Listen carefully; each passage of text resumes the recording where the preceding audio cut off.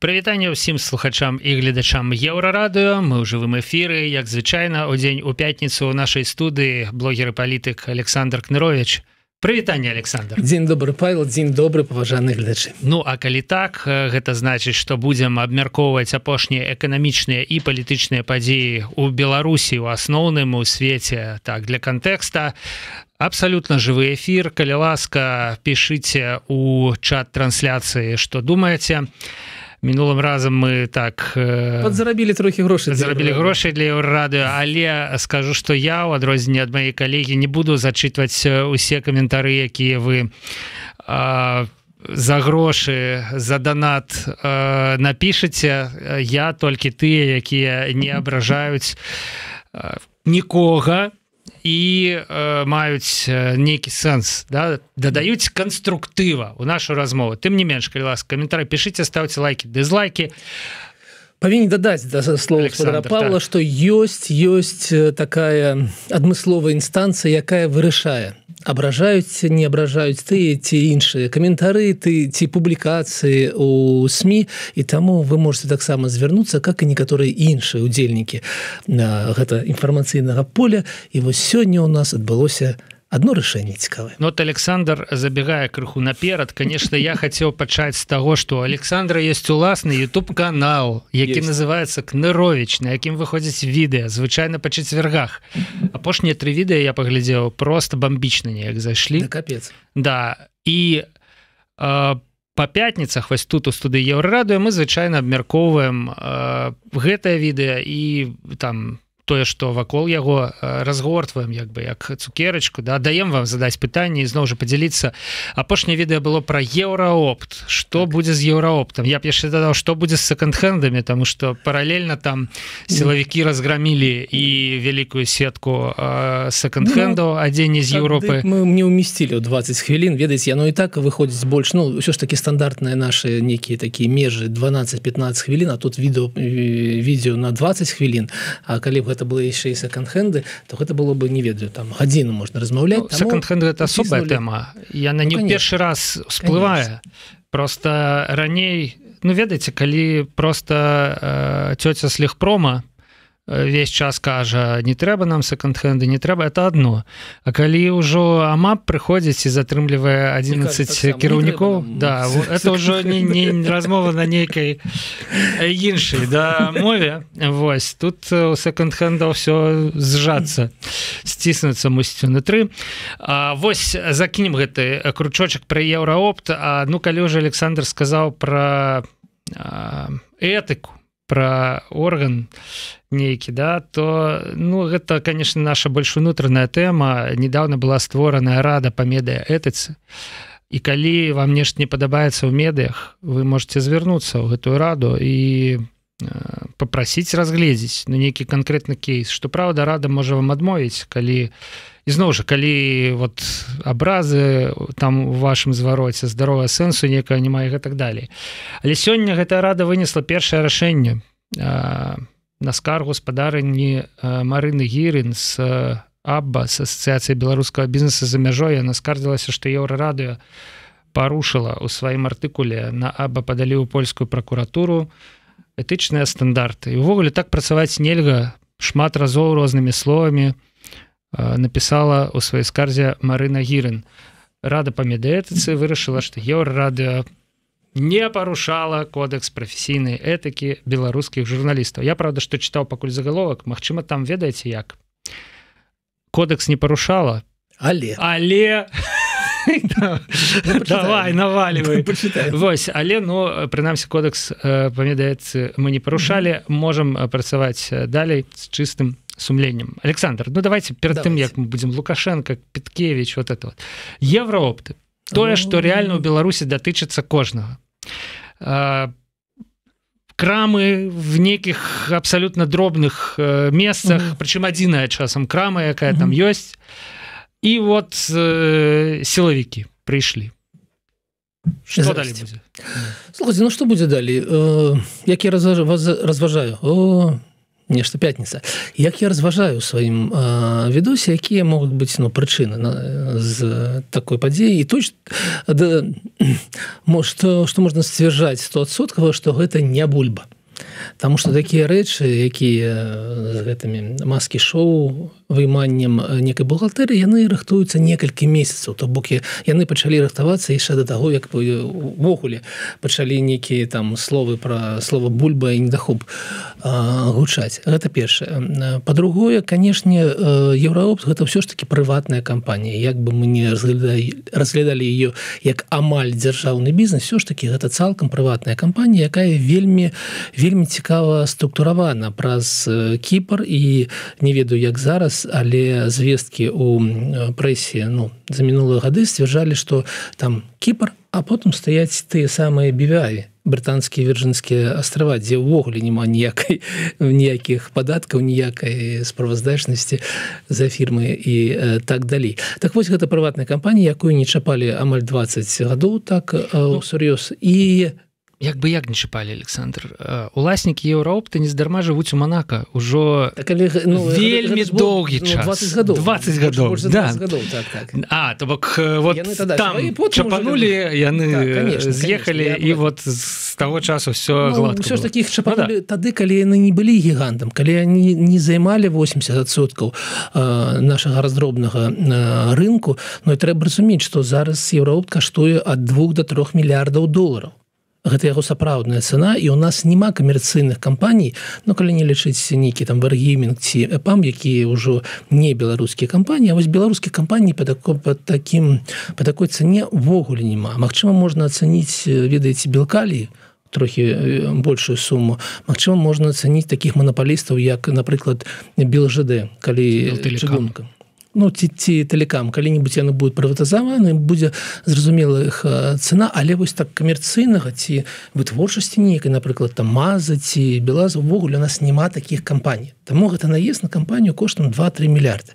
І гэта вызначае далейшы лёс, таму што прыбраць такую кампанію да дзяржаўных рук, гэта можна так себе ўявіць, як Валдберес, нешта падобнае ў Расіі адбываюцца, алігархі рубяцца за то, чый Валдберес, там таксама, ведаеце, там кошт 7 мільярдаў. Гэта, конечно, ў 3 разы больш, але падобны кошт. Але ў Беларусі няма такіх выпадкаў. І я ўсё ж таки разумею, што гэта такое жаданне трохі паскупсці кампанію. Трохі, каб яна даплаціла нешта ў бюджэт, і на фоне 2-3 мільярдаў цаны, колькі бы там не налічылі правяраючыя, колькі бы у них не было там, не ведаю, падатку ці нічага іншага, но ўсё роўна уласнікі заплацяць, і я так разумею, што нічога дрэннага не будзе адбывацца з Еўраоптам, як з фірмай, якая прысутнічае на рынке, і гэтыя жыхары райцэнтраў, гэтых малых вёсак, дзе ёсць гэтыя Еўраопты ці там Хіт, грошык. Так, могуць спаць спакойна, з самой кампаніі нічога не будзе адбывацца, але вось сам па сабе кейс вельмі цікавы. І ведаеце, што яшчэ цікава, рыхтуючы гэта выпуск, я залез справаздачнасць цалкам нашых раздробных сетей. Дзякуй Богу, Белритейл публікуе справаздачнасць вось такую суадносіну 19 сетак. Там таксама лічбы вельмі цікавыя, з пункту гледжання прыбытку Еўраопт у нас у гэтых самых у адсотках другая сетка, там 4% прыбытку, раней было 5, і гэта азначае, што яна вельмі добра кіруецца, што гэта добры менеджмент. Самае прыбытковая, мне падаецца, фікс-прайс, но што цікава, што у нас вось гэта з пункту гледжання маржынальная прыбытковасці, то есть розніца паміж продажю тавараў і іх закупкай найвышшая ў Беларусі ў тых самых крамах, якія лічацца таннымі. Там фікс-прайс, по-моему, 3 цены, і у них гэтая нацэнка 34-39%. Я так і знаў. І у меня пытанне, як яны ўлазяць у беларускае заканадаўства, якая не дазваляе. Таму што ўсіх астатніх, ведаеце, пачынаецца з 15, заканчиваецца 25, стандартна 22-23. І я разумею, што раздробны бізнес, ён такі. Купіў 25% сябе, дацэніў, прадаў. Разумею, як людзі працуюць з 39% гэтай нацэнкі. Я не разумею, мне вельмі цікава, чаму гэта не цікавіць нікога іншага. Ну, дзякуй Богу, няхай працуюць. Але вось на гэтую тэму відос, у тым ліку я разважаю, за што можна схапіць Еўраопт, не выходзячы з кабінета, не займаючыся маскі-шоу. Калі вам цікава, перайдзіце, вось была спасылачка пачатку наша праграма, перайдзіце па спасылачке і паглядзіце. Да, Александр, згодны, подписывайся под усім, што вы сказалі. Еўраопт гэта такая сістэма ўтваральная сёння з'ява. Да таго ж 60 тысяч працоўных месцаў, наколькі 32 было ж... У нас было 34, 36, 32 зараз. У нас найбуйнейшы працадаўца гэта ўсё ж таки беларуская чыгунка, і там 70. Прабачце, я папраўлю, ну я ўсё ж таки эканаміст, Паўла. Недзе я калісьці чытаў пра 60 тысяч у Еўропе. Магчыма, яны нейкім чынам падрабіліся, і цяпер стала там 30, тут 30, як бы для нечага. Да? Дарэчы, падобныя прэтэнзіі і да крамаў секонд-хендаў. Але вот што цікава у гэтым наездзе з боку сілавікоў. Мы шмат абмяркоўвалі вот айцішнікі, да, і у айцішніку забраць няма чаго. Шмат разоў таксама казалі мы, ну што, стол забярэш за якім айцішнік? Ну, да. Ноутбук, ну, забярэш, да. Ну, там манітор. Ну, айцішніка можна пасадзіць, уласна кажучы, хаця ты ж яго карміць яшчэ пасля. Ну, як бы таксама невыгодна. А вот Еўраопт, это ситуация-то іншая. Ну, там есть чем. Целые крамы продуктов, и сама нерухомость. Ну, нерухомости, ведаеце, на контру нерухомости там таксама цікавая статыстика, толькі 28% у іх ва ўласнасці нерухомости, астатняе гэта аренда, але 28%. Ну, нормально. 1600 крам дастаткова. Да, і то бок, вось... Я спрабую логіку зразумець, вы так думаеце, паскупсці, да, вот это галоўнае. А я думаю, што, ну, навошта спыняцца-то на проста адскубанні кавалкаў, калі можна там, я не веду, генерала свайго пасадзіць. Ну, уявіце, частку прыбытку. Прыходзіць на Еўрараду, нехта і кажа, ўсё, зараз гэта маё Еўрараду. Ну, праз колькі тыдняў перастануць глядзець Еўрараду? Ну, это ж таксама іншае. І зноў ж, журналісты разышліся, нікога не засталося. Ну, ёсць нейкая маёмасць, да? А тут-то... А куды падзенуцца людзі з крамаў? Людзі не разыдуцца, людзі застануцца працаваць. Людзі людзьмі, але ж такім буйным прадпрыемствам трэба умець кіраваць. Я звярнуў увагу, што гэта другое па прыбытковасці у Беларусі прадпрыемства ў раздробным гандлю, а ёсць у нас, напрыклад, там Белмаркет, там Алми, якія працуюць з адмоўнай прыбытковасцю. То бок над тым, каб на гэтым зарабляць, яшчэ трэба умець гэта рабіць. Таму не веру, ну, але, магчыма, вы і правы. Магчыма, гэта ў меня такое дзіўнае такое... Не дзіўнае, ён проста такі крыху, на мою думку, ідэалістычны. Да? Што бок, вот ёсць все ж такі уяўленне, што не трэба разбураць весь бізнес, трэба просто взять там мзду. Нейкую, ну, да? Як з гэтым піём зрабілі. Але, ну, вот, шмат же гісторый, да, калі сажалі таленавітага менеджера ў пагонах, і бізнес праз нейкі час чамусьці, як бы, але я ўпэўнены, што менеджеры в пагонах, яны не лічаць сябе вінаватымі. І менеджеры в пагонах, яны, я ўпэўнены, вераць у сваю здольнасць кіраваць чым заўгодна, паспяхова. Як бы тут же мы с человечым фактором сутыкаемся, с самомнением вот с этим, да? Ну, и там и розница у ВУПе на человека поміж Польшей и Беларусью 3 разы. Да. Все ж таки бульба, Александр. Гэтая тэма перацякае з праграмы. Гэта серыял. Ну, ёсць новая. І я нават сказаў бы, што ёсць абсалютна нейкая шизофрэнічная сітуацыя утварылася, да, цягам апошніх пары тыдняў. Вось глядзіце, я папрашу зараз паставіць відэа, што Александр Лукашенко кажа, здаецца, 8 траўня, да, ну, карацей, пару тыдняў таму ён там перад людзьмі выступаў на тэму бульбы. Вельмі каротенькі кавалачак. Все умеем делать, но... Понимаете, есть сложности. Вы хотите подешевле свое в магазинах, и я тоже хочу, чтобы это было. А крестьяне хотят дороже продать, чтобы ну, хоть немножко и зарплата была, удобрения купить, посеять быстрее. А в России в 3 раза дороже. Вот они и начали продавать где дороже. Значит, глядзіце, што адбываецца. крызіс з бульбай у беларускіх крамах тлумачыцца тым, што пачалі прадаваць туды, дзе даражэй. Такое пытанне, як чаму утварылася такая сітуацыя, это Лукашенко не будзе пра яго думаць і не будзе тлумачыць. Да. Як бы чаму ж так здарылася, што ў Беларусі невыгадна прадаваць бульбу, а в Расію 3 разы даражэй. Хаця это пытанне якраз таки сістэмнае. Гэта наступствы таго, што такое беларуская эканамічная мадэль там, і так далей. Але факт. Ён тлумачыць гэтым людзям, што дрэнна здарылася праз тое, што бульба вся в Расію. Яшчэ цікава, чым гэты відос. Я не разумею з яго, хто не мае рацыі. Хто не прав, да? Вы ж хочаце бульбу танную в крамах, да? І я хочу, говорит Лукашенко.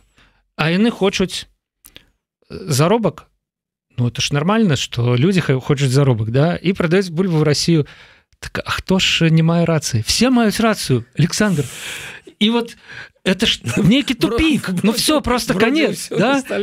И ты прав, Да? И все прав. А что рабіць? Слухайте, за гэты час адбылося шмат яшчэ чаго цікавага. Па-першае, беларускія чыноўнікі, гэта з Міністэрства сельскай гаспадаркі, іх было вельмі цяжка зразумець, але яны кажуць, мы не разумеем, што такое, мы туды пастаўляем у сеткі ў 2 разы больш, чым патрабавалі, але яе ўсё роўна няма. Па-другое, Нацыянальная акадэмія наук выйшаў чалавек яшчэ пры непрыкаранні Гусакове сказаў, кажа, 1,5 рублі за кілаграм немытай бульбы, гэта справядлівая цана. Навукова-матэматычна абгрунтавана. 4 месяцы таму яна была ніяк, а ўжо зараз выходзіць, кажа, все у нас так адбываецца, кажа ён. 50 гэтых злотых копеек, 50, прабачце, копеек, гэта сабе кошт самой бульбы, і по 10 копеек на кілаграме гэта яе утрыманне ў добрых умовах. Таму в мае 1,5 рублі. Ох, у меня шмат да яго пытанняў, як раней атрымлівалася, што ў Беларусі раней была несправядлівая, да. Была несправядлівая кошт. Калі ж казаць, канешне, бульба-то ўсё роўна не рубль 50 каштуе, а 3. Конечно. І апошняе, што было, ведаеце, надвор'е падвяло, таму што Лукашенко спадзяваўся, ён гэты відос, яму ўжо 2 тыдні, напэўна. Ён тады казаў, праз месяц у нас усё будзе. Учора выходзіць паведамленне, ведаеце, надвор'е гэтыя замаразкі, першая бульба будзе у нас толькі ў канцы чэрвеня. Таму чакайце яшчэ месяц. Цалкам же, ведаеце, я рабіў выданне наконт бульбы, мне здаецца, гэта здзеквацца з гэтага, гэта ўжо как здзеквацца, ведаеце, з цяжка хворага чалавека, які ўжо, ведаеце, ён праказвае, дайце бульбу, а бульбы няма. І яны так ходзяць такія, а што такое? Канешне, аснова, падкрэслю яшчэ раз, аснова, канешне, ў дзяржаўным кіраванні коштамі. Калі б не было напрыканцы 22-го года загада цэны стаяць, у нас ввогуле не было бы ніякага пытання.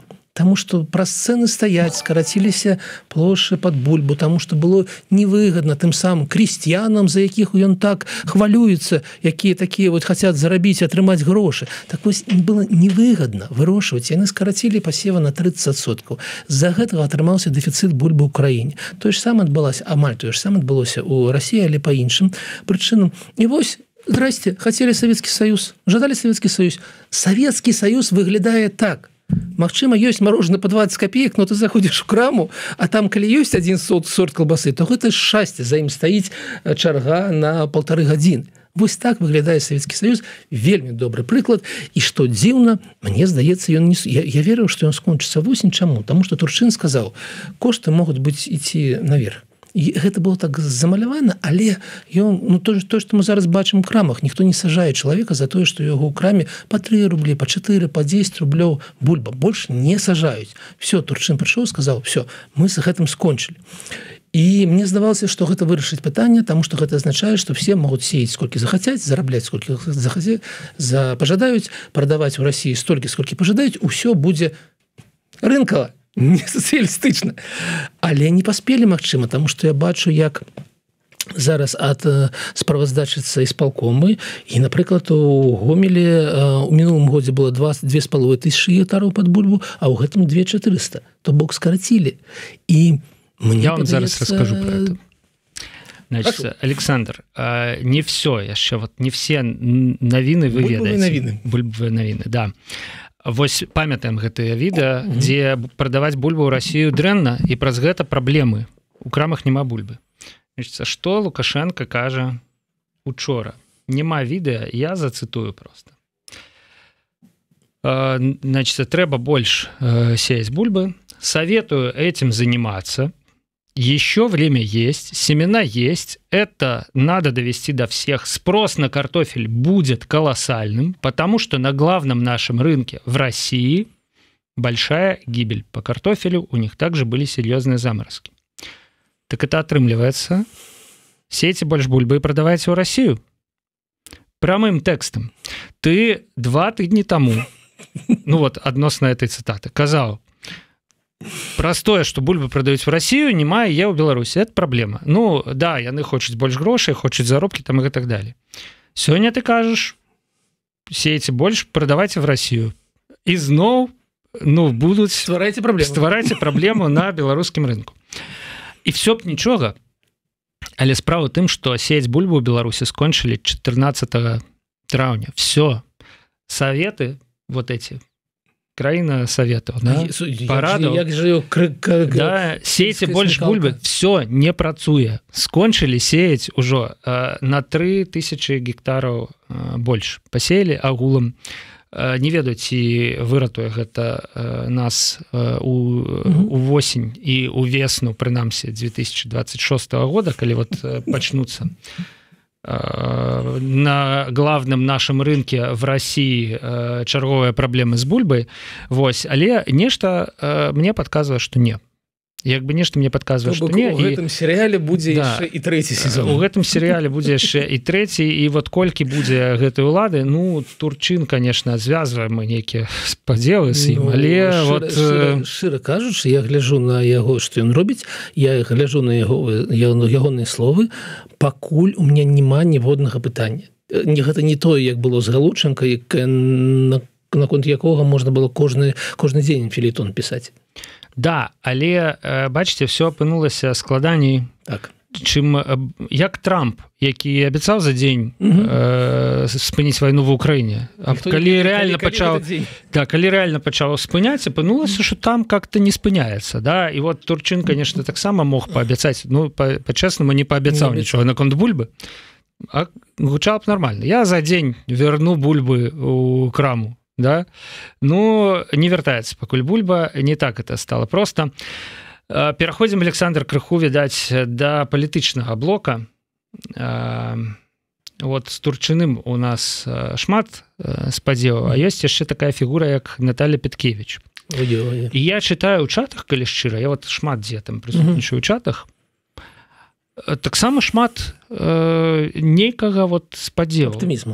Аптымізму. Прычым я не разумею, з чым, калі шчыра ён звязаны. Я звярнуў бы увагу цалкам, ну, паважаны гледачы, таму што Петкевич, ну, гэта вельмі цікавая фігура, мы можам зноў разгортваць яе, як кажа Павел, і яе цікава разгортваць, таму што там і Гуччы, і Діор, і Эрмэ, вельмі такі добры у нас... Вы неяк аднабакова падышлі да разгортвання, Александр. Цяпер у нас добры віцэ-прэм'ер менавіта па сацыяльных пытаннях. Мне што здзіўляе, што менавіта чалавек, які маюць густ, маюць грошы, ведаеце, такі все так зажывем, да. Так. Ён будзе займацца пенсіянерамі, ну, нейкімі іншымі такімі групамі.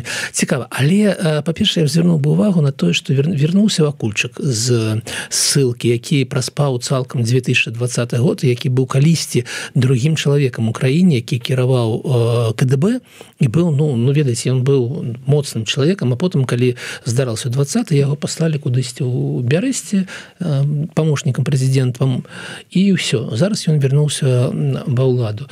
Гэта першае. Другое, Караніка, ну, знялі гэтага Гусакова, які, здаваўся, быў непатапляльны чалавек, які гадамі, дзесяцігоддзямі распавядаў, што зараз ён зробіць электрамабіль, зараз ён зробіць батарэю лепшым у Маска, зараз ён гэта зробіць.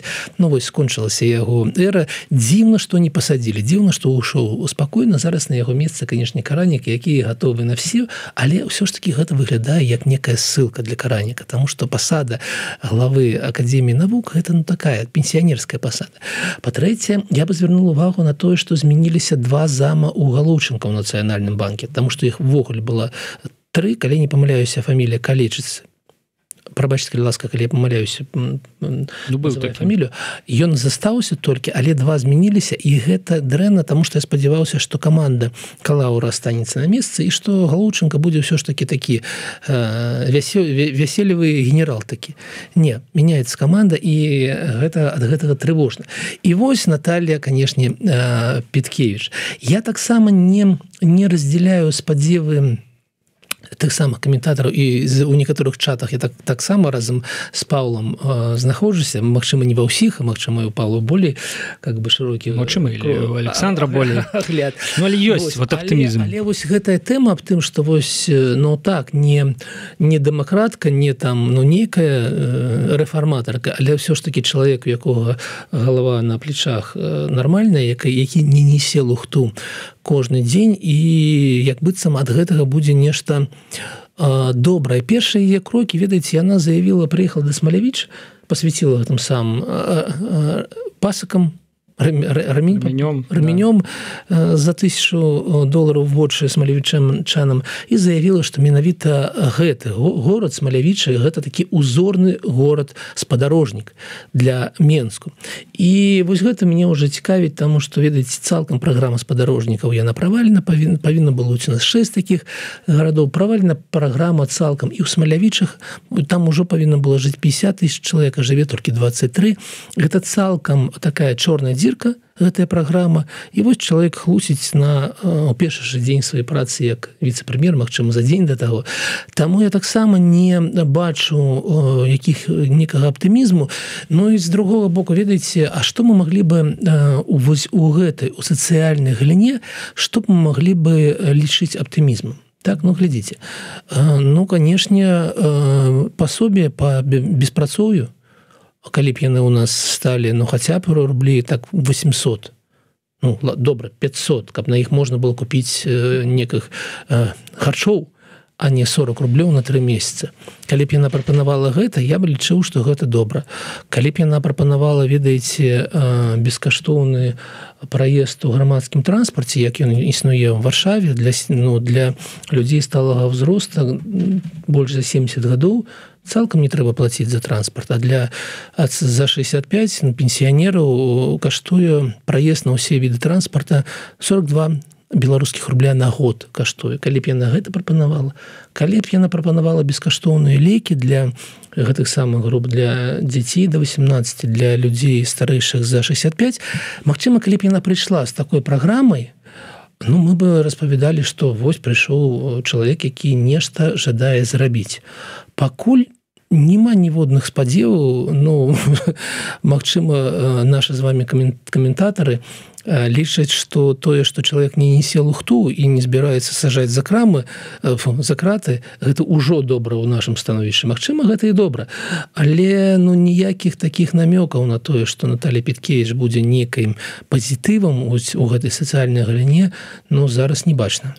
Я нават не пра сацыяльную галіну, а пра нейкія перспектывы, скажем так, нацыянальнага прымірэння. Ага. Вось што я бачу ў чатах, і мне здаецца, што это прадыктавана. То бок мы, ці вось тыя людзі, якія ў чатах з аптымізмам, яны проста свае нейкія памкненні вось праецыруюць на новага чалавека. Ну, маўляў, вось прыйдзе Петкевіч і захоча Нобелеўскую прэмію умоўна за тое, каб... Нацыянальным прымірэннем. Да, за тое, каб... Вот прыярытэт будзе ўжо не змагацца з фантомнымі болямі 2020 года, да? А все ж таки сабраць назад беларусаў у адной краіне, да? Ну, бок, калі Турчин можа сказаць міністру ўнутраных справаў, што мы больш не сажаем за цэны на бульбу, да, не трэба рабіць там рэйды і сажаць тых, хто там разам з ДФР выяўляць і сажаць тых, хто кошты падвышае. То, можа быць, і Петкевіч можа сказаць, типа, а все, давайте мы цяпер жывем у іншай Беларусі, да, у якой мы терпим вот этих вот людей, да, мы уже их не боимся, все у нас нормально, я Петкевич, я не Лукашенко, типа, и все такое. И мне здаецца, что я же кажу, это все сыходзіць з тых людзей, вот з іх меркавання, з іх унутранага света, вось, а не з того, что реально представляе себе Петкевич і что хочуць, як бачыць сітуацыю улады беларускія, гэта вертыкаль, частка якой яна з'яўляецца. Потому что, ну, мы-то, да, уже думаем, ну, а чего б нас бы и не пустить назад Украину? Мы уже тоже смирились с тем, что 2020 год как бы скончился, да? Але я не думаю, что у категоріях чогось мне не пустить. А вот з того боку, да, як бы зусім іншае бачанне. Ну, для мяне 20 год скончыўся, я калі выйшаў з кратаў, прыехаў до Варшавы і пачаў неяк размаўляць з людзьмі. Я восень 21 года для меня было дзіўна, что для кагосьці ён яшчэ не скончыўся, па-першае. То есть, то бок у меня не было ніякіх ілюзій, что нешта можа падоўжвацца. Па-першае, па-другое, я таксама не лічу, что сваімі, ну, напэўна, уже 3 новымі крымінальнымі справамі нехта мяне чакае і нехта жадае са мной прымірыцца з таго боку, напрыклад, там Азарёнак ці Тур, ці там, ну, глава КДБ і так далее. Яны меня жадаюць пасадзіць гадоў на 15 за краты за ўсё, што я уже за гэтыя 3 гады нагаварыў, і гэта зразумела, я так разумеў, на што ішоў. І таму я не бачу, ведаеце, не бачу нейкіх галасоў цалкам з таго боку, якія хоць нешта такое паказалі. Хоць нешта такое, ну, ёсць нейкія такія дробныя, магчыма, журналісты, магчыма, там такія фігуры, якія раз-пораз скажуць, ну, можа, не трэба так ужо, можа, уже трэба, но гэта не людзі, якія пры ўладзе. Гэта не сам Лукашенко, гэта не людзі, якія вырашаюць нешта, што будзе будавацца менавіта ў гэтай ідэалагічнай сферы. Гэта не Маркаў, не Перцоў, не Крутой, да. Так далей. Гэтыя людзі нічога такога ніколі не казалі, і для іх мы ўсё яшчэ ў восені 20-го года, яны ўсё яшчэ ваююць, і галоўнае жаданне іх, каб не было Еўрараду, каб не было Павла Свердлова, каб не было мяне, не было Карнацыйнай рады, не было Латушка, не было Ціхановскай. І для іх нацыянальнае прымірэнне выглядае менавіта так. Калі яны закапалі у землю, вось тады яны прымірыліся. Таму у мяне няма пакуль ніводнай ілюзіі. У меня ёсць жаданне нацыянальнага прымірэння, але якое яно? Яно такое, што людзі, якія здзейснілі крымінальнае злачынства, то бок удзельнічалі фальсіфікацыі выбараў, забівалі людзей, выносілі незаконныя прысуды. Яны павінны быць за кратамі. Гэтых людзей у краіне, ну, можа, пара тысяч чалавек. Можа быць так. Все астатнія людзі, якія вераць у савецкую ідэалогію, расійскую ідэалогію, мы павінны з імі размаўляць і знаходзіць агульныя шляхі, агульныя кропкі бачання, таму што гэта наша краіна, агульная краіна. Іх амаль 30%, іх нельга нікуды дзець. Яны не паляцяць на Марс. Яны не паедуць все ў Расію, ці не ведаю куды.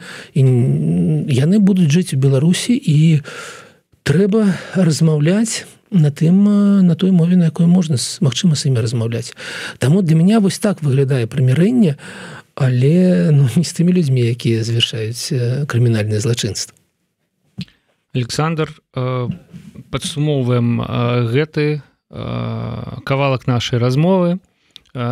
Лукашенко, конечно, можна перастаўляць чыноўнікаў як хоча, нават Петкевич з Крутым можа памяняць. Ну, Петкевич з Каранікам вот дакладна можа памяняць Караніка з Гусаковым. Гусакова, у прынцыпе, даўно ўжо. Ну, я чакаў, калі яго ўжо. Пара было. Вакульчыка можна дастаць, да, як 5 гадоў у ссылцы, да, і вось ты ізноў ва ўрадзе кіраўнік апарата Савета Міністраў.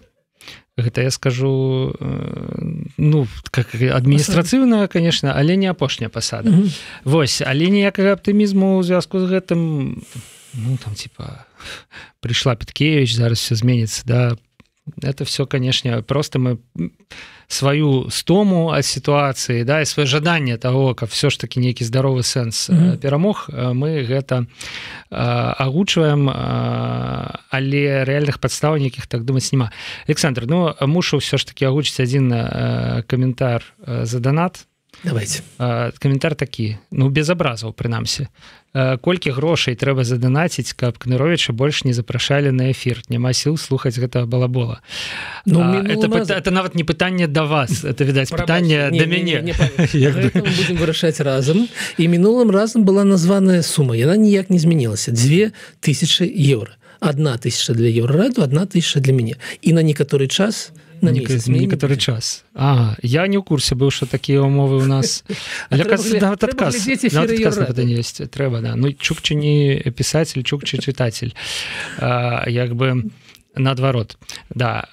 І яшчэ тут бомба, Александр. Вот вы таксама, паколькі вы без кампутара, я з кампутарам, то вот я вам распавяду, што расійскае выданне The Insider апублікавала чарговае расследаванне, прысвечанае Анжелікі Мельнікавай, і высветліла, хто яе каханак. Вось гэты чалавек, з якім яна ездзіла ў адпачынкі, з якім у яе развівалася нейкая вот любоўная гісторыя, і гэты каханак, у мяне дрэнныя навіны, адразу скажу і вам, Александр, і усім слухачам, гледачам, гэта агент беларускіх спецслужб з пашпартам прыкрыцця. Яна адпачывала з ім на Кубе, у Шры-Ланцы. Гэта 30гадовы Алексей Лабеев, а для Анжелікі ён быў Алексей Гардзеев. Вось такая сітуацыя. То бок, все ж такі, ну, калі гэта ўсё праўда, можна дапускаць там 1, 2, 5%, окей, залежыць ад нашага аптымізму, што гэта ўсё неправда. Вось, але калі гэта ўсё правда, то мы маем справу з аперацыяй беларускіх спецслужб. Чым яна скончылася, мы пакуль не разумеем, але ну вот па фактах ўсё ж такі малады каханак, пра якога казалі, апынуўся агентам беларускіх спецслужб. Што мы з гэтым будзем рабіць? Тады у мяне вельмі дрэнны прагноз. Ведаеце, таму што калі б гэта была аперацыя, якая бы скончылася ўдала, нам бы ўсё ж такі яе ўжо паказалі. Калі б гэта былі грошы, якія вывела КДБ на нейкія... Ну, то бок, типа, КДБ скрала ў беларускай апазіцыі 150 000, скрала спікерку коаардынацыйнай рады, і з адчуваннем выкананага долга, да, показала нам про это крутой фильм. А фильма няма. Да? Фільма няма. І ўжо прайшло, ну, бачым, колькі 2 месяцы прайшло, і фільма ўсё яшчэ няма, ніякіх тлумачэнняў няма. Таму у меня, ну, максімальна такія, ну, найбольш верагодная сітуацыя, прабачце, мне зараз так цяжка казаць, таму што я бог з імі, з грашыма, і нічога такога Анжеліка не магла перадаць у КДБ, чаго яны раней бы, ну, так агулам не ведалі, бо Коордынацыйная рада гэта не кіберпартызаны і не полк Каліноўскага. Гэта, ну, бачыце, гэта празрыстая структура, магчыма, яна неэфектыўная, магчыма, у меня есть там шмат пытанняў, магчыма, у вас да мяне шмат пытанняў, але гэта празрыстая структура, якой амаль няма нейкіх таямніц, якія маглі б быць цікавымі КДБ. То есть трэба разумець вось гэта. І таму я не думаю про тое, што яна перадала, я не думаю про грошы, я думаю про тое, што, магчыма, верагодна, яе няма у жывых. Вось яшчэ зацытую кавалак з гэтага расследавання, які, мне здаецца, добра кажа пра тое, што адбывалася ў галаве Мельнікавай. У студзені 2024 года, пасля паездкі на Шры-Ланку, яна выглядала шчаслівай і распавядала сяброўцы пра заручыны з мужчынам, які жыве ў Беларусі, які не можа прыязджаць у краіны Еўрасаюза, таму яны сустракаюцца ў экзатычных краінах. Ну, як бы, што можа пайсці не так з мужчынам, які не можа з Беларусі прыязджаць у краіны Еўрасаюза? Што можа пайсці так? Як бы, да? Тут ясна, што такі red flag, да?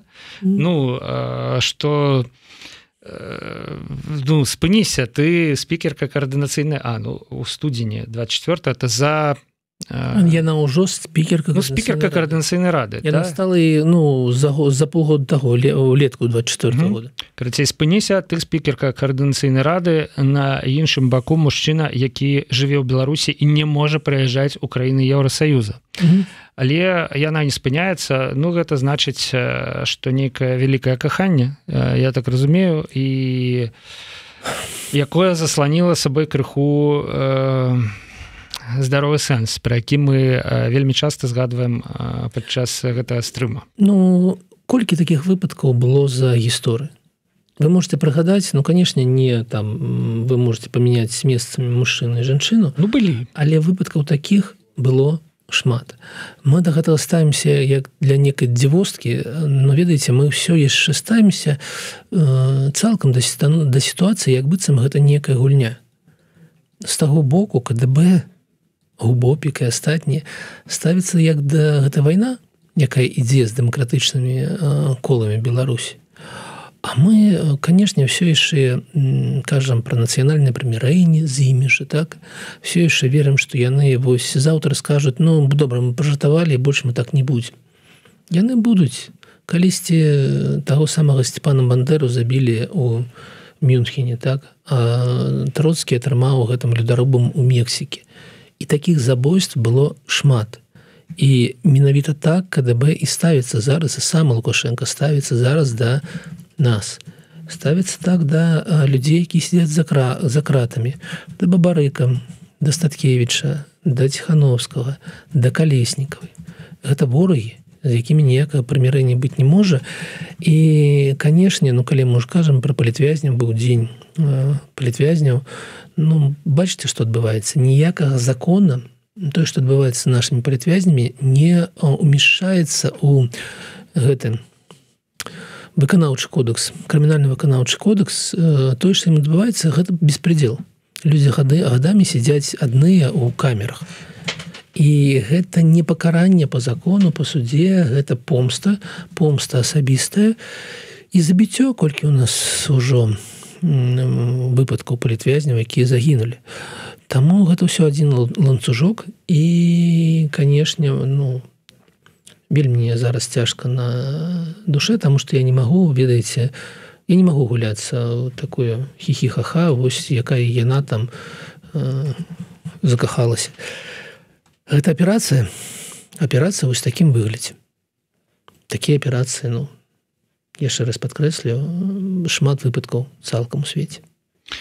Александр, каб не сканчаць стрым на вось сумнай такой ноце. Я разумею, што я вас заспеў гэтай інфармацыяй так, зненацку, да, яшчэ трэба яе пераварыць, уважліва пачытаць і гэтак далей. Вось. А каб не сканчаць на сумнай ноце, то давайте вось такую навіну, зусім свежую. На жаль, ізноў пра Лукашэнку, але тым не менш сёння Лукашенко ездзіць ізноў па нейкіх працоўных прадпрыемствах па-за Мінскам, і на адным з такіх прадпрыемстваў я папрашу паказаць фота і загаловак: Лукашенко пересел на МАЗ-203. Я адразу згадваю мне, конечно, уже 40 гадоў, да, але у нас казалі: шел медведь по лесу, видит, машина горит, сел в нее и сгорел. Да? И, значит, это той самый МАЗ, не той самый, некі новый, наступный, але той самой модели, якая, скажем, с огоньком катала пассажиров по абсолютно розных городах России и Беларусі у тым ліку. Карацей, вось яна, модель МАЗа-203.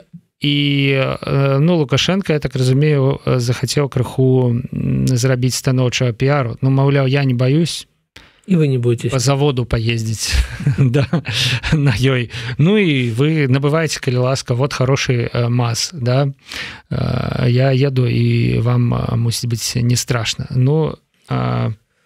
Мне здаецца, што не спрацуе. Ну, як не спрацавала з Трампам і Тэслай, хутчэй спрацавала ў адмоўны бок, і зараз Тэсла мяркуе, як адправіць кудысьці Маска, што ён больш сам не ўплываў на продажы Тэслы. Это першае. Па-другое, но бачыце, лічбы гавораць аб наступным. Зараз у нас мы можам выдаваць 100 аўтобусаў на месяц. І калісьці мы прадавалі 100 аўтобусаў на месяц. Але за апошнія 4 месяцы мы ў Расію прадалі толькі 74 аўтобусы. То бок у нас падзенне амаль на 80%. Таму ўсе гэтыя выпадкі з мазы з аганьком, яны паўплывалі на попыт з боку Расіі. Канешне, там прыязджаюць губернатары, якія усміхаюцца, якія ціснуць рукі, але добраахвотна ніхто гэты мазы зараз купляць не хоча. І тое, што Лукашенко пракаціўся па заводу, ну, не ведаю, на каго гэта павінна ўплываць. Але ж у нас амаль 200 мільёнаў укладзена ў новы завод. Ён павінен выдаваць яшчэ 2000 аўтобусаў у месяц, і, напэўна, там будзе нейкая іншая якасць. Але ці будуць іх купляць, калі ў Расіі ёсць свае аўтобусы, калі ў Расіі ёсць шмат кітайскіх аўтобусаў? Гэта вельмі цікава. Магчыма, гэта наступныя 200 мільёнаў, якія проста выкінуты ў кудысьці ў вугал, у смецце. І толькі аб гэтым магу думаць, гледзячы на медведзя, які сеў аўтобус і пакуль не згарэў. Ну, не першыя 200 мільёнаў і не апошнія 200 мільёнаў, якія гэтыя ўлады выкінулі ў трубу. Александр. Пра Координацыйную раду не? Ну мы тэму Мельнікавай вось замест новага спікера і новай віцэ-спікеркі мы абмеркавалі па інерцыі старую, папярэднюю. Ну, давайте, Александр, як вы? Знутры Координацыйнай рады. Я ввогуле, ведаеце, што хацеў бы сказаць гледачам, канешне, гэта вельмі цікава, нашыя там спрэчкі з Латушка. Канешне, для мяне было вельмі дзіўна глядзець, як он не можа прайзнесці сваімі вуснамі: я вінаваты, гэта мой чалавек Мельнікава, я стварыў гэтую сітуацыю. Мне спадабалася, якая у нас была выбарчая кампанія з Бруханам. Яна была сапраўдная. Мы сапраўдна прадставілі два розных погляды на будучыню Координацыйнай рады. Гледачы, дзякуй вам, прагаласавалі за меня, але дэлегаты прагаласавалі за Брухана. Гэта таксама нармальна, нармалёва. І то, што зараз з'явілася другая віцэ-спікерка Ліза Пракопчык, і гэта нармалёва. Все гэта так ці інакш, але рухае нас наперад. Што я галоўнае хацеў бы сказаць? Ведаеце, у меня ёсць бачанне. Бачанне мае такое. Наступныя выбары ў Беларусі дэмакратычныя, магчыма, не раней, чым 5 гадоў, а магчыма, і 10 гадоў. І ў нас, як у дэмакратычнай супольнасці, ёсць такая функцыя адна. Яна толькі адна. Нема магчымасці, немагчыма себе ўявіць, што наступным прэзідэнтам будзе Ціхановская ці Латушка. Я на 100% упэўнены, што наступны прэзідэнт Беларусі зараз знаходіцца ўнутры Беларусі. Магчыма, сядзець за кратамі, магчыма, ходзіць дзесьці па заводзе. Але гэта не тыя людзі, якія зараз размаўляюць аб чымсьці, як дэмакратычныя лідары ў замежжы. У нас мэта данесці вось гэты погляд дэмакратычны на свет да гэтага моманту. Не даць тым людзям, якія будуць на нашым месцы праз 5-10 гадоў Беларусі, здзейсніць тыя ж самыя памылкі, якія былі здзейснены ў 2020 годзе. Трэба вынесці з іх нейкія вынікі, урокі. І па магчымасці ўсё ж такі рабіць так, тое, што робіць Ціхановская, добра ці дрэнна, і Латушка, каб міжнародная супольнасць не забывалася пра беларусаў, каб не было гэтай жалезнай заслоны, якая зараз расце кожны дзень. Ведаеце, 170 тысяч візаў, 157 было выдана шенгенскім у мінулым годзе, і 700 было ў 2012 годзе. У 4,5 разы. Гэта жалезная заслона, і гэтай дэмакраты нашы, я ў тым ліку, павінны рабіць так, каб яна была слабейшая. І гэта ўся функцыя. Уся там барацьба за тое, хто зараз галоўны дэмакратычным супольнасці. Пазняк, Ціхановскі, Латушка, Цікнаровіч, мае сэнс толькі як гэта спрэчка на кухні. І не болей за тое. Таму я прапаную ўсё ж такі мысліць і глядзець туды і думаць аб тым, што мы можам зрабіць для таго, каб тым людзям праз 5-10 гадоў было лягчэй. І ўсё гэта галоўнае. А спрэчкі, хто што сказаў, пакіньце нам на нашу кухню. Добра, Александр, вось все ж таки вы змаглі пазітыўна ізноў жа выраліць з гэтай усёй сітуацыі. Яшчэ мы збіраліся пагутарыць пра тое, як трэба змяняцца дэмсілам сёння праз 5 гадоў пасля 2020. Ну, пра гэта дакладна ўжо нічога не будзем сёння казаць. Я толькі магу параіць гледачам паглядзець эфір з Павлом Вусавым. У яго ёсць свой погляд на свет, і гэта добрая падстава, каб з ім пагадзіцца ці паспрачацца. І, сябры, калі 2000 еўра не прыйдуць куды-небудзь на рахункі Еўрарадыо, мы з Александром праз тыдзень будзем мець магчымасць абмеркаваць і гэтую тэму, ну, я ўжо не ведаю тут якое слово падабраць, перазагрузка, ці самароспуск, ці абнаўленне, ці можна... Был эпизод «Новая надзея». «Новая надзея», да, а быў яшчэ «Атака клонаў». Вось, мы зможам абмеркаваць гэта праз тыдзень і гэтую і іншыя тэмы. А сёння мы наш стрым заканчваем. Дзякуй вам вялікі за тое, што глядзелі. Дзякуй, Александр. Да пабачэння.